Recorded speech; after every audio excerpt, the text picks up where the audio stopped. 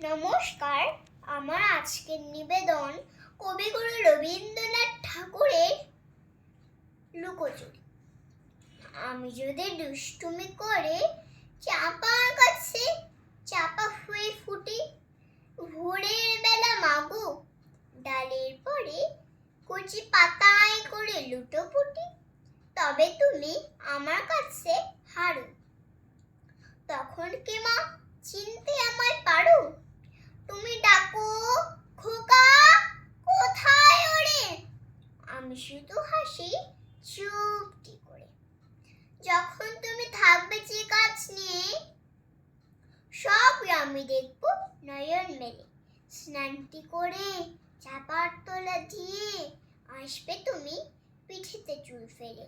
এখান দিয়ে পুজোর ঘরে যাবে, দূরের থেকে ফুলের গন্ধ পাবে।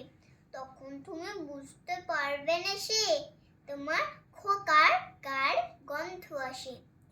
দুপুরবেলা মহাভারত হাতে বসবে তুমি সবার খাওয়া হলে।